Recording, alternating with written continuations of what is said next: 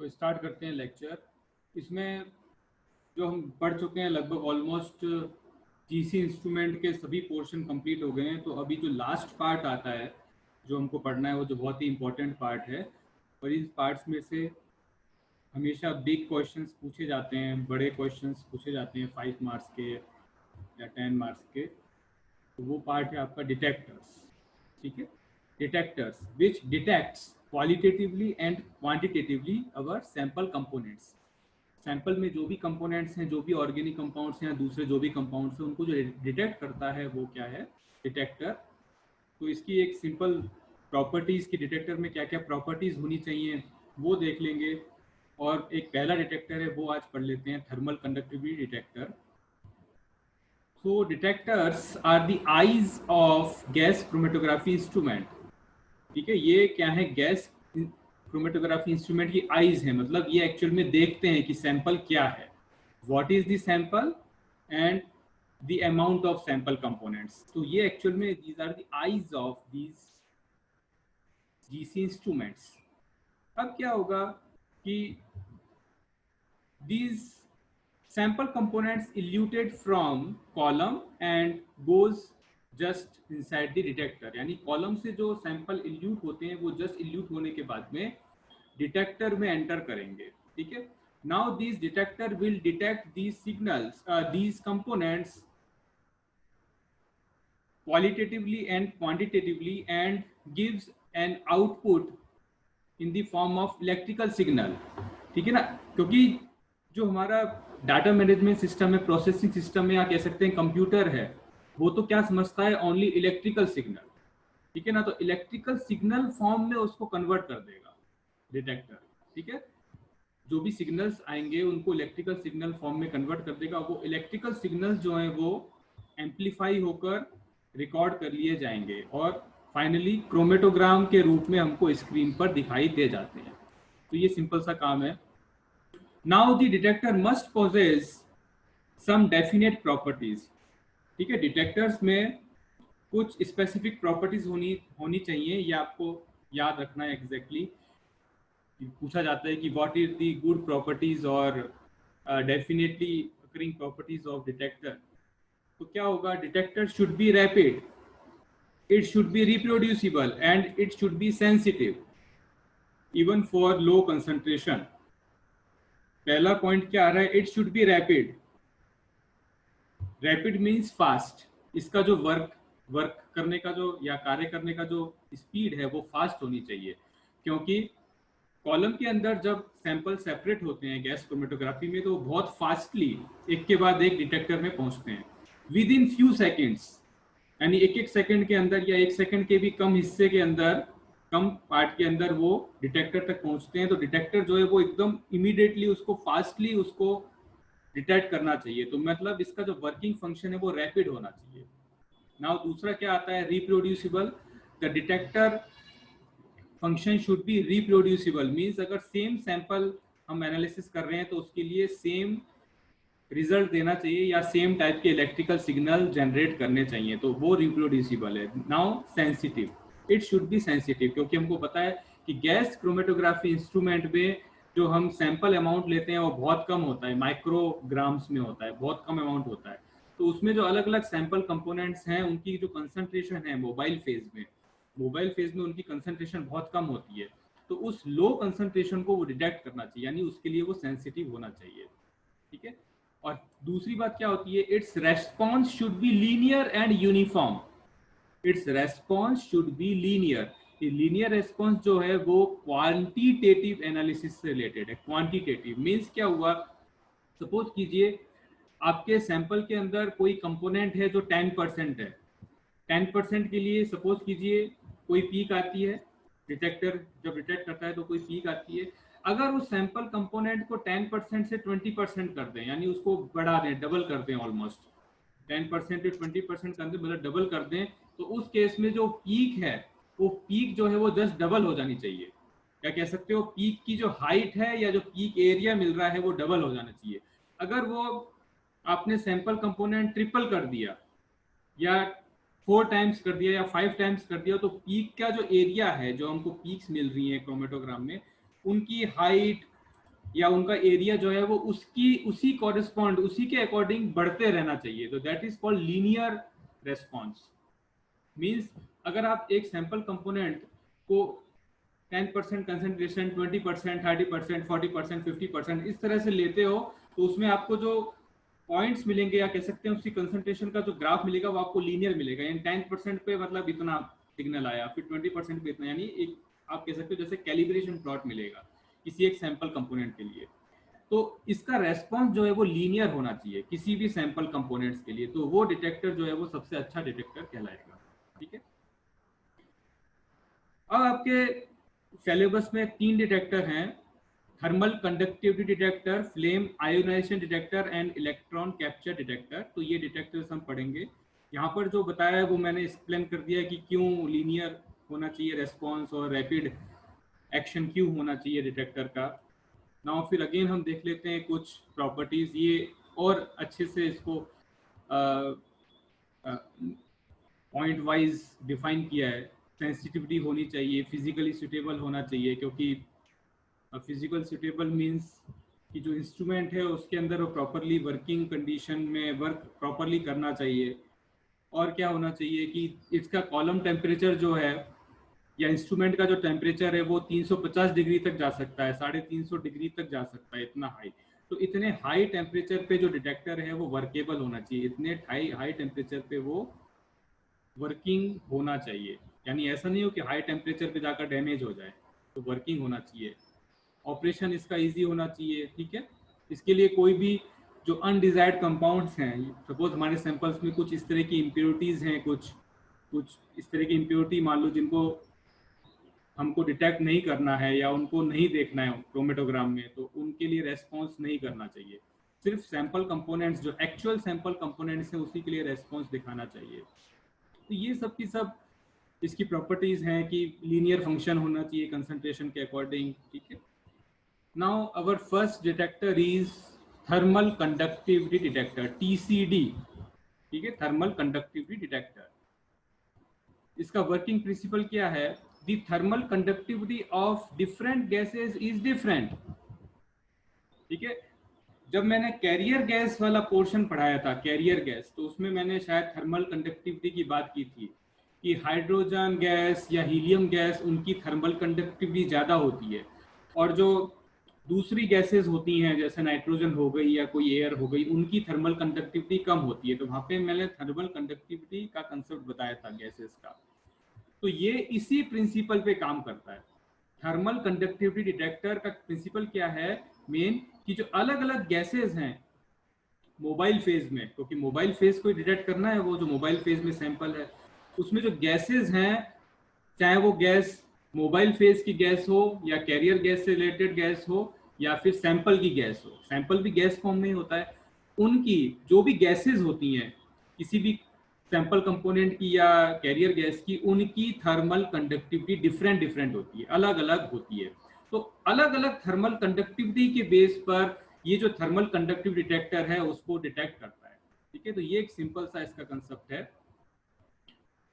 TCD is based upon the fact that the heat loss from one filament depends upon the thermal conductivity of this stream of surrounding gas as well as its specific heat. अब यहाँ पे पहले मुझे instrument ही पहले दिखाना पड़ेगा, उसका block diagram, कि क्या होता है कि एक इंस्ट्रूमेंट है, डिटेक्टर है, जिसमें 2 फिलामेंट्स होते हैं। ठीक है ना, 2 फिलामेंट्स। ठीक है, ये टंगस्टन के बने हो सकते हैं या प्लेटिनम के, इस तरह के फिलामेंट्स होंगे, कॉइल्स होंगी। उन कॉइल्स को क्या करते हैं, गर्म करते हैं, उनमें करंट फ्लो करके, बैटरी से करंट फ्लो करके उनको हीटिंग कंडीशन में लाते हैं, गर्म कंडीशन में लाते हैं। ठीक है, जो वो गर्म हो जाती है तो उनके अंदर से क्या पास करते हैं, गैसेस। मैं पहले डायग्राम ही आपको दिखा देता हूँ, उससे पता नहीं पड़ेगा। This is the block diagram of thermal conductivity detector. ठीक है, थर्मल कंडक्टिविटी डिटेक्टर का ब्लॉक डायग्राम है, जिसमें आप ये वाला पोर्शन देखो जो मैं यहाँ पे दिखा रहा हूँ, दिस पोर्शन, ये एक्चुअल पार्ट है इंस्ट्रूमेंट का, जिसमें आपको कॉलम दिख रहा है, कॉलम, और यहाँ पर आपको ये पूरा सिस्टम दिख रहा है। यहाँ पे आपको 2 कॉइल्स दिख रहे हैं, 2 फिलामेंट्स। ये फर्स्ट फिलामेंट है और ये सेकंड फिलामेंट है। ये जो एक्चुअल में इतना पोर्शन है वो एक्चुअल में डिटेक्टर जैसा काम करता है। और ये जो पूरा का पूरा सिस्टम है वो कैसे अरेंज है कि एक व्हीटस्टोन ब्रिज है, पढ़ा होगा आपने, एक व्हीटस्टोन ब्रिज होता है, ठीक है ना, एक पूरा सर्किट सिस्टम होता है, उसके अंदर यहाँ पर इस तरह से दो फिलामेंट्स अरेंज हैं, और ये दोनों की दोनों जो फिलामेंट्स हैं ये इस तरह से इस बैटरी से अटैच्ड हैं।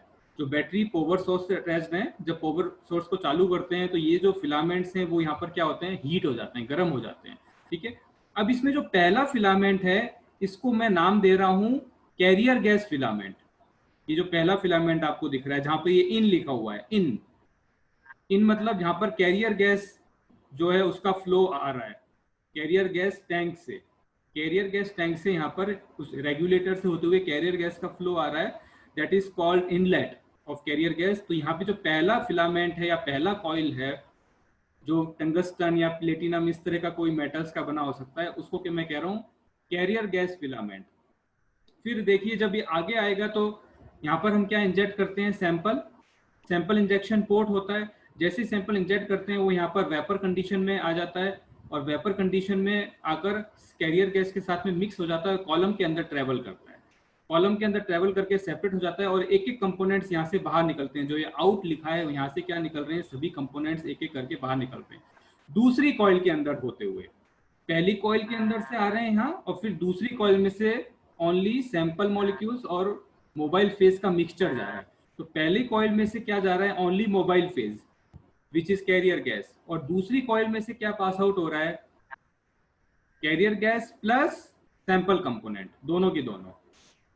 तो इसको जो दूसरा कॉइल है या दूसरा फिलामेंट है उसको मैं नाम दे देता हूं sample filament. Okay, this first filament is carrier gas filament and second filament is sample filament. तो देखिए जब एक्सपेरिमेंट रन करते हैं तो डिटेक्टर को भी चालू हो जाता है वो भी ऑटोमेटिकली, तो बैटरी से ये फिलामेंट्स जो होंगे वो इक्वली हीटेड होंगे, ठीक है ना, यानी आप कह सकते हो कि उनका एक फिक्स टेम्परेचर हो जाएगा जिसको कैलिब्रेट कर लेंगे।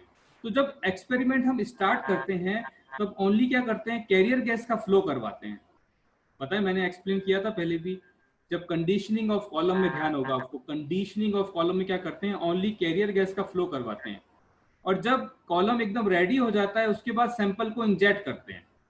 तो स्टार्टिंग में क्या है, ओनली कैरियर गैस का फ्लो है, तो उस केस में जो दोनों फिलामेंट है उसका कुछ ना कुछ टेम्परेचर होगा, या हम ये कह सकते हैं कि जो कैरियर गैस यहाँ पे फ्लो हो रहा है वो कैरियर गैस इन फिलामेंट से कुछ ना कुछ हीट का एब्सॉर्प्शन करेगा, ठीक है। थोड़ा ध्यान से देखना, दोनों फिलामेंट क्या है, हीटेड है, बैटरी से पावर सोर्स से इनको करंट सप्लाई करके गर्म कर रहे हैं, गर्म कर रहे हैं। तो जब कैरियर गैस का फ्लो यहाँ से होगा तो कैरियर गैस इसके अंदर से पास आउट होगा फिलामेंट के अंदर से। तो फिलामेंट और कैरियर गैस क्या है, ठंडा है क्योंकि वहां से आ रहा है गैस सिलेंडर में से, तो ये इस फिलामेंट से कुछ हीट का क्या करेगा, एब्सॉर्प्शन।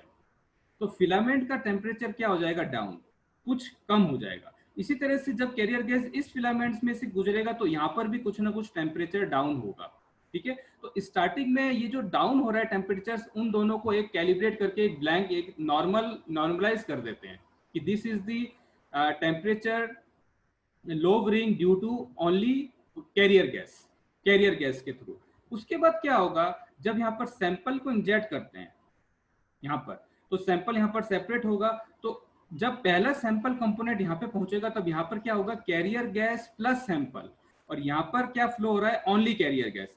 तो यहाँ पर जो टेम्परेचर डाउन हो रहा है फिलामेंट का ड्यू टू कैरियर गैस वो तो सेम ही रहेगा जो पहले हो रहा था, लेकिन जो सेकेंड फिलामेंट है, जो सैंपल फिलामेंट है, वहां पर कैरियर गैस प्लस सैंपल दोनों है, कैरियर गैस और सैंपल कंपोनेंट दोनों हैं। तो उसके कारण यहाँ पर जो इस फिलामेंट का जो टेम्परेचर डाउन होगा या यहाँ पर जो हीट का एब्सॉर्प्शन होगा गैस के थ्रू, वो क्या होगा, डिफरेंट होगा, पहले वाले से डिफरेंट हो जाएगा।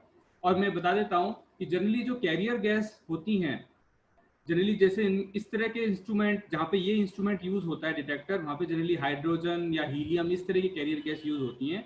तो हाइड्रोजन हीलियम इन कैरियर गैसेस का जो टेम्परेचर है, जो थर्मल कंडक्टिविटी है वो ज्यादा होती है, और जो सैंपल है, सैंपल मतलब ऑर्गेनिक कंपाउंड्स, उन ऑर्गेनिक कंपाउंड्स की वेपर की थर्मल कंडक्टिविटी कम होती है। ओके, तो जो दूसरा फिलामेंट है सैंपल फिलामेंट, वहां पर कैरियर गैस और सैंपल दोनों जा रहे हैं, तो ये जो मिक्सचर है, इस मिक्सचर की थर्मल कंडक्टिविटी कम है, तो इसके कारण, कम होने के कारण ये फिलामेंट से कम हीट का एब्सॉर्प्शन करेगा। ओके, कम लो अमाउंट में हीट का एब्सॉर्प्शन करेगा। तो अल्टीमेटली ये जो फिलामेंट है सेकंड फिलामेंट, इसका जो टेम्परेचर है वो क्या रहेगा, हाई, थोड़ा सा ज्यादा हो जाएगा। कौन से, इस फर्स्ट फिलामेंट के कंपेरिजन में इसका टेम्परेचर हाई होगा, क्योंकि यहाँ से हीट का एब्सॉर्प्शन कम हुआ है, और इस फिलामेंट का जो टेम्परेचर है वो इसके कंपेयर में कम रहेगा। ओके, तो जैसे जैसे सैंपल कंपोनेंट्स यहाँ पहुंचते जाते हैं, ऐसे ऐसे इस फिलामेंट के टेम्परेचर में चेंज आता है according to absorption of heat from filament. Okay, तो ये जो अलग अलग टेम्परेचर डिफरेंस हो गया, इस फिलामेंट का अलग टेम्परेचर है, इस फिलामेंट का अलग टेम्परेचर है, तो दोनों फिलामेंट का अगर टेम्परेचर अलग अलग होगा तो दोनों की कंडक्टिविटी भी अलग होगी। कौन सी कंडक्टिविटी, इलेक्ट्रिकल कंडक्टिविटी, दोनों की इलेक्ट्रिकल कंडक्टिविटी। आपने ओम्स लॉ पढ़ा होगा फिजिक्स में, जिसमें जो रेजिस्टेंस होता है किसी मेटल का, किसी मेटल वायर का जो रेजिस्टेंस होता है वो टेम्परेचर के इनवर्सली प्रोपोर्शनल होता है, यानी उसका अगर टेम्परेचर बढ़ाते हैं तो उसका जो रेजिस्टेंस है वो भी बढ़ता है, लेकिन कंडक्टिविटी कम होती है, लेकिन उसकी कंडक्टिविटी कम होती है। ठीक है, तो ये फिलामेंट जो अलग अलग टेम्परेचर पे हैं, उसके कारण इनकी कंडक्टिविटी, कौन सी, इलेक्ट्रिकल कंडक्टिविटी अलग अलग हो जाएगी। तो इनके अंदर से जो पास होने वाला करंट है, पास होने वाला जो करंट है वो भी क्या होगा, अलग अलग होगा, डिफरेंट डिफरेंट होगा। तो ये जो करंट में जो वेरिएशन आ रहा है वो ही ये Wheatstone bridge as a electrical signal record कर लेता है। ठीक है, जैसे एक सैंपल कंपोनेंट पहुंचा, उसने ज्यादा एब्सॉर्प्शन किया हीट का, तो यहाँ पर टेम्परेचर ज्यादा डाउन हो जाएगा इस फिलामेंट का। ठीक है, अगर किसी सैंपल ने कम कम कम किया एब्जॉर्ब, तो यहाँ पे कम डाउन होगा, लेकिन इससे टेम्परेचर यहाँ पर ज्यादा ही होगा। सेकंड फिलामेंट का टेम्परेचर हमेशा ज्यादा ही होगा फर्स्ट फिलामेंट से, क्योंकि कैरियर गैस की जो एब्सॉर्प्शन पावर है, हीट एब्सॉर्प्शन पावर, वो ज्यादा होती है सैंपल से। तो हमेशा इन दोनों कॉइल्स के टेम्परेचर में डिफरेंस के कारण यहाँ पे कंडक्टिविटी में डिफरेंस आएगा, इलेक्ट्रिकल कंडक्टिविटी में, उसके कारण डिफरेंट करंट जो फ्लो हो रहा है, इलेक्ट्रिकल करंट, उसमें डिफरेंस आएगा, और उसके कारण वहां पर एक इलेक्ट्रिकल सिग्नल जनरेट होगा जो यहाँ पर रिकॉर्ड कर लिया जाता है। ठीक है, आगे समझ में तो क्या है, तो यहाँ पर जो इन आ रहा है और आउट जा रहा है, इन में क्या आ रहा है, ओनली कैरियर गैस, और आउट में क्या आ रहा है, carrier gas plus sample component. ठीक है, इसको आप यहाँ से भी, इस डायग्राम से भी देख सकते हो। ये आपका है first coil, this is first filament, जहां पर जो रेड कलर के दिखाए हैं ये क्या है, ओनली कैरियर गैस मॉलिक्यूल्स।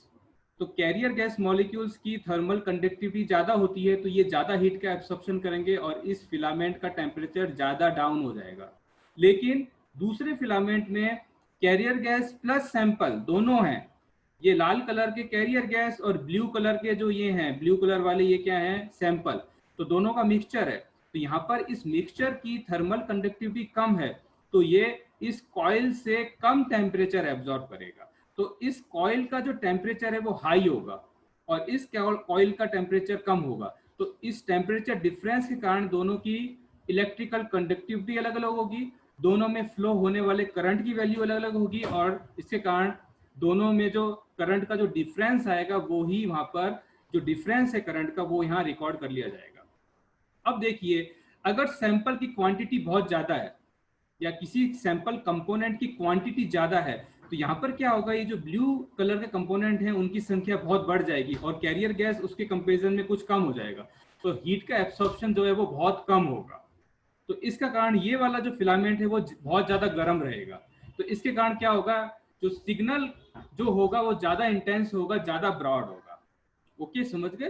तो it is the basic working principle of thermal conductivity detector. तो अगर इसमें ये 5 मार्क का क्वेश्चन पूछते हैं तो आपको ये डिस्क्रिप्शन बताना है, जो मैंने अभी वर्ड्स में बोला वही सब कुछ यहाँ लिखा हुआ है। ठीक है, ये पूरा डिस्क्रिप्शन बताना है और आपको ये ब्लॉक डायग्राम वहां पे ड्रॉ करना होता है, थर्मल डिटेक्टर का ब्लॉक डायग्राम। फिर अगेन हम थोड़ा सा फिर इसको लेते हैं। हाँ सर वो थर्मल आ रहा है कैरियर गैस का, वो एड्जॉर्प्शन होगा वहां पे, वो स्लाइड दिखाई थी ना आपने, कौन सी, ये वाली? वो डायग्राम वाली, हाँ डायग्राम ये। वाली, नहीं नहीं डायग्राम वाली। हाँ, यहाँ पे हम्म। फर्स्ट कैरियर गैस का वो फ्लो कराएंगे तो कैरियर गैस वो हीट, इसकी हीट ज्यादा एब्जॉर्ब कर लेगा। कैरियर गैस की हीट एब्सॉर्प्शन पावर ज्यादा होती है, तो वो हाँ ज्यादा हीट एब्जॉर्ब करेगा वो हीट फिलामेंट से जो। एब्जॉर्प्शन पावर, हाँ हाँ फिलामेंट उसकी हीट एब्जॉर्प्शन पावर ज्यादा होगी, तो हर बार ऐसा ही होगा, सैंपल की कम होगी, या कुछ सैंपल ऐसे भी होते हैं ये जो जिसकी पहला कैरियर गैस फिलामेंट से है ना, ज्यादा हो पहला सकती। फिलामेंट, सैंपल फिलामेंट, वो तो कांस्टेंट टेम्परेचर पे रहेगा, हाँ क्योंकि वहां तो हाँ ओनली कैरियर गैस का ही फ्लो हो रहा है। वो तो कांस्टेंट टेम्परेचर पे रहेगा, हाँ लेकिन हाँ जो दूसरा फिलामेंट है उसके टेम्परेचर में घटोतरी बढ़ोतरी होगी दूसरे फिलामेंट में, यहाँ पे अलग अलग हाँ सैंपल कंपोनेंट हाँ, घूम बट रहे हैं एक के बाद एक। कई केस में ऐसा भी हो सकता है ना कि सैंपल अपना हो, वो कैरियर गैस से ज्यादा हीट एब्जॉर्ब कर सकता है फिलामेंट से। नहीं नहीं, ये मैं बता देता हूँ कि जितने भी ऑर्गेनिक कंपाउंड्स होते हैं उनकी थर्मल कंडक्टिविटी हमेशा बहुत कम होती है। जो हाइड्रोजन, हीलियम, जो ये हमारी नॉर्मल गैसेस हैं ना, इनर्ट गैसेस, इनसे इनकी हम्म। कंडक्टिविटी हमेशा ही कम होती है, जितने भी ऑर्गेनिक कंपाउंड्स हैं। ओके। क्योंकि ऑर्गेनिक कंपाउंड्स क्या होंगे, कोई हाइड्रोकार्बन, कोई कीटोन, एसिड, एल्डिहाइड, कुछ भी होगा, कोई ना कोई ऑर्गेनिक कंपाउंड या कैसा भी, उसकी हमेशा थर्मल कंडक्टिविटी बहुत कम होती है गैसेस से। जो कैरियर गैसेस होती हैं उनसे हाँ बहुत हाँ। कम होती है, तो हमेशा उसका टेम्परेचर अलग ही आएगा उससे। ठीक है। ओके।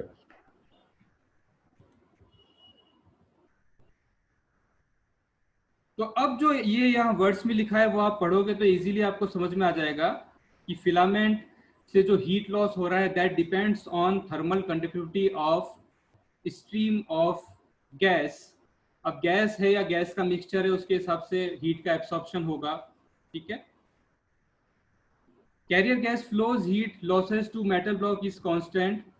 ठीक है ना, कैरियर गैस से जो हीट का जो लॉस होगा फिलामेंट से वो कांस्टेंट होगा, लेकिन जो दूसरे फिलामेंट है उसमें वो डिफरेंट होगा।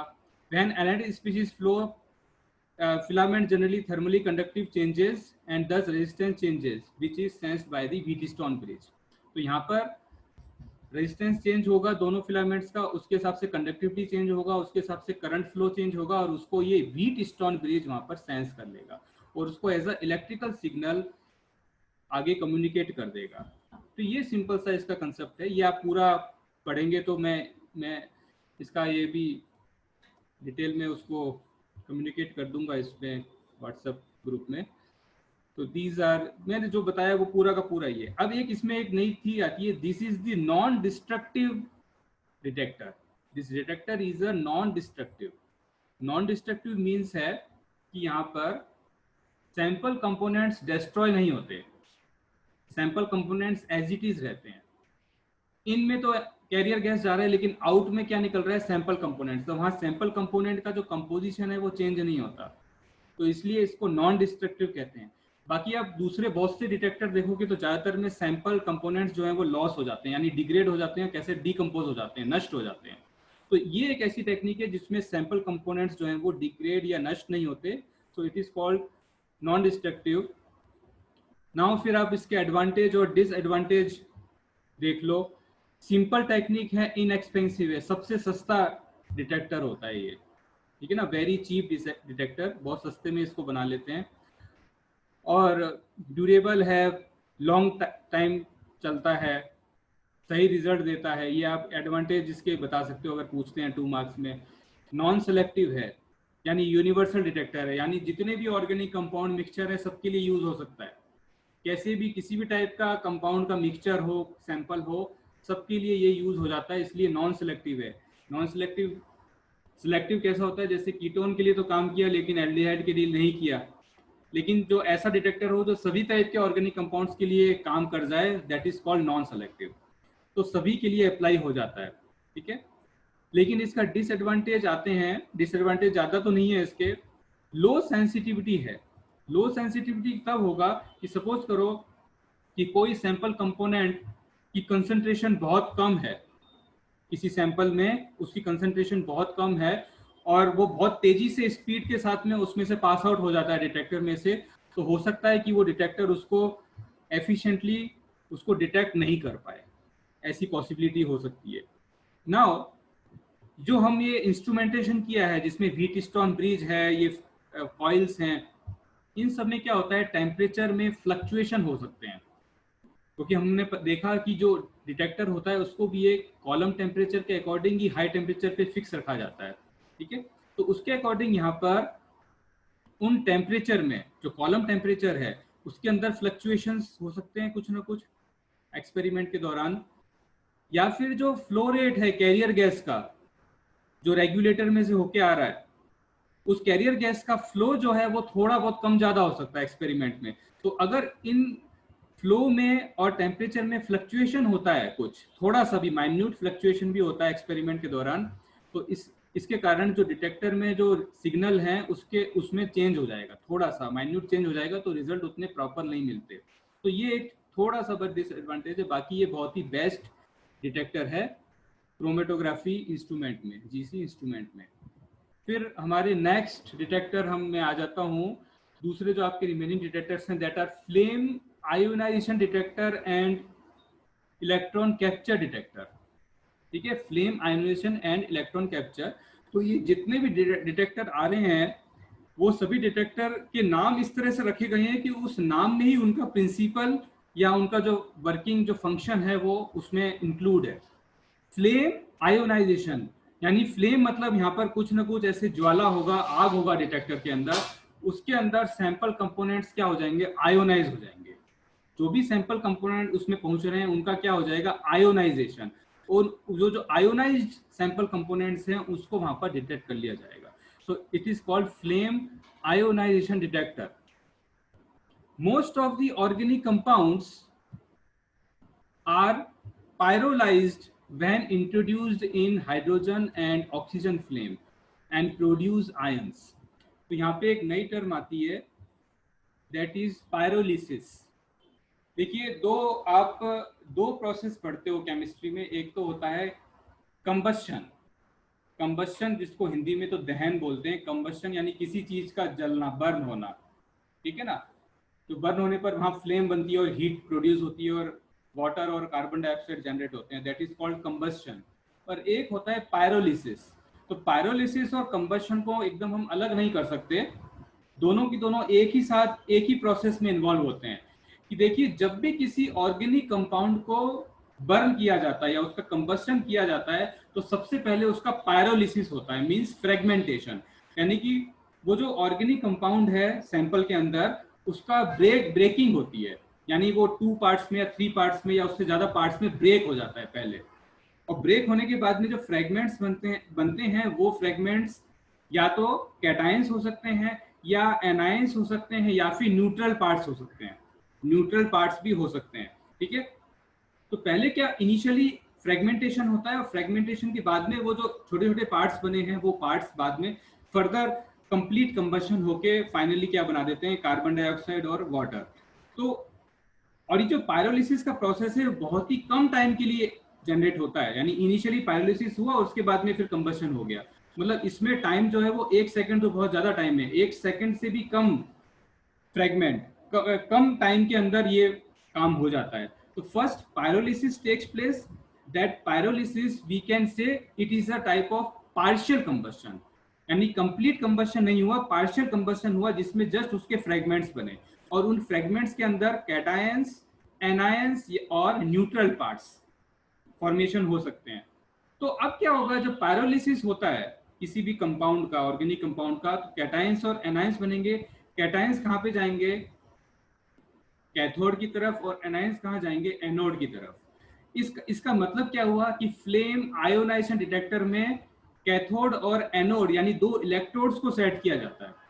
कैथोड और एनोड यानी इसमें 2 इलेक्ट्रोड भी हैं, 2 इलेक्ट्रोड भी इन्वॉल्व है, क्योंकि पायरोलिसिस में कैटायंस एनायंस का फॉर्मेशन होता है और फिर कैटायन एनायंस का गैसियस मीडियम में, क्योंकि वहां पे पायरोलिसिस क्या गैस मीडियम में हो रहा है, तो गैस में ही कैटायंस जो है वो कैथोड की तरफ, एनायंस जो है वो एनोड की तरफ मूव करते हैं। तो इस मूवमेंट के द्वारा क्या होता है, वहां पर एक चार्ज का फ्लो होता है, चार्ज का फ्लो होने से जो पूरा का पूरा सर्किट है वो कंप्लीट हो जाता है, और उस सर्किट में हमको एक करंट मिलता है, करंट की कुछ ना कुछ सिग्नल मिलेगा, करंट की वैल्यू मिलेगी, और उस करंट को ये डिटेक्टर डिटेक्ट करके बताकर वहां पर आगे इसको भेज देता है, ठीक है, रिकॉर्डर में।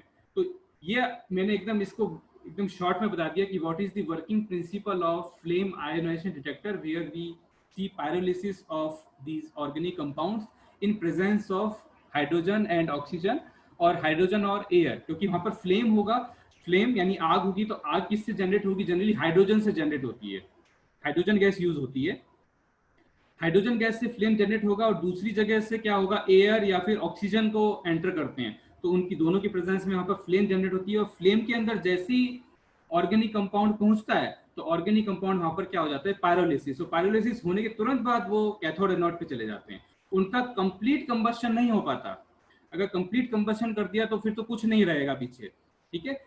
तो this is the working principal. Now these ions can be collected at charged electrodes, जैसा मैंने बोला, resulting current is measured by electrometer amplifiers, जो भी रिजल्टिंग करंट सर्किट में जनरेट होगा उसको ये जो इलेक्ट्रोमीटर्स होते हैं, जो ये सब इलेक्ट्रिकल डिवाइसेस हो गई, वो सब इसको रिकॉर्ड कर लेते हैं।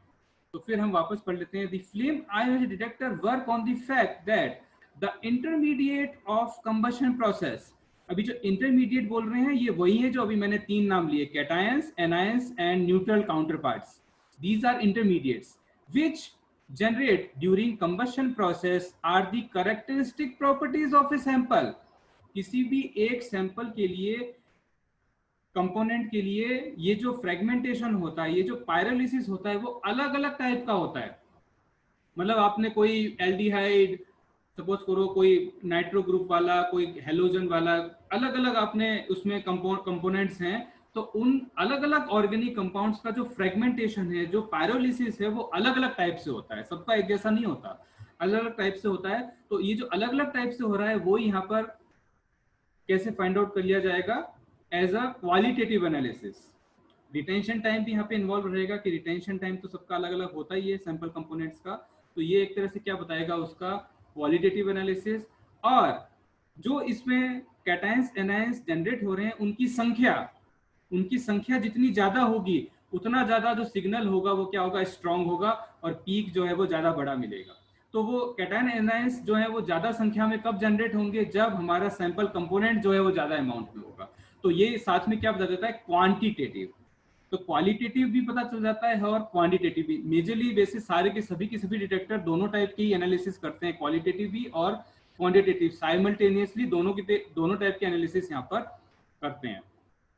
Generally hydrogen gas is used, ठीक है, जो हाइड्रोजन गैस जहां पर बर्न होगा, एक वहां पर एक ऐसा ट्यूब लाइक होगा, दैट इज कॉल्ड जेट, ठीक है ना, एक जेट होगा, उसके अंदर हाइड्रोजन फ्लेम जो है वो बर्न होगा, हाइड्रोजन गैस, और उस जेट का जो चार्ज होगा उसको नेगेटिव टर्मिनल से जोड़ के रखते हैं, means it work as cathode, okay, it work as cathode jet, and उस जेट के जस्ट ऊपर जहां पर ये बर्न हो रहा है, हाइड्रोजन फ्लेम जो आ रहा है, वो किससे कवर्ड होगा, एक मेटल ग्रिड से, that is covered with a metal grid, inert metal grid, जैसे प्लेटिनम या इस टाइप का कोई मेटल का ग्रिड होता है, ग्रिड समझ गए, मतलब एक जाली टाइप का होगा। तो वो उसको किस टर्मिनल से जोड़ते हैं, एनोड से, positive terminal that is work as anode, यानी जो एनायंस जनरेट होंगे वो एनोड की तरफ जाएंगे, यानी मेटल ग्रिड की तरफ जाएंगे, और जो कैटायंस जनरेट होंगे वो कहाँ जाएंगे, जेट पर, ठीक है, जेट जो नेगेटिवली चार्ज है। और इसके साथ में क्या होगा कि कुछ पार्टिकल्स, जो मैंने कहा अनचार्ज पार्टिकल्स या न्यूट्रल पार्टिकल्स, जनरली क्या बोलते हैं, जो कार्बन पार्टिकल्स होते हैं वो भी जेट के ऊपर डिपॉजिट होते जाएंगे। मैं सीधे इसके आपके डायग्राम पे आ जाऊंगा। अभी क्या है कि मैंने जो अभी वर्ड्स में बताया वही यहाँ पर दिखा रहे हैं, चेंज, मैं इसी स्लाइड से आगे कंटिन्यू करूंगा, अभी टाइम भी फिनिश होने वाला है। अभी आप सभी एक बार ये इसमें भेज देना अपने रोल नंबर्स।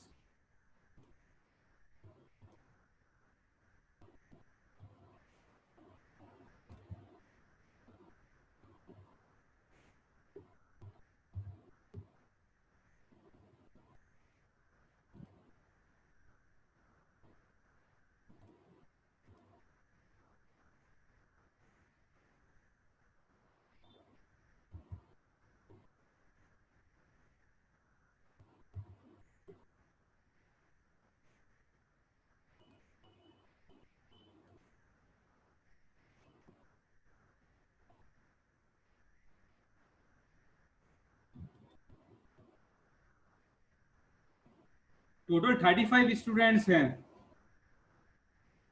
डी डिवीजन में 35 स्टूडेंट्स हैं, लेकिन 17, 18, 19 ऐसे ही प्रेजेंट रहते हैं। तो बाकी स्टूडेंट्स के पास मोबाइल नहीं है। बाकी जो आपके फ्रेंड्स हैं उनको बोलो कि ये भी लेक्चर में आए।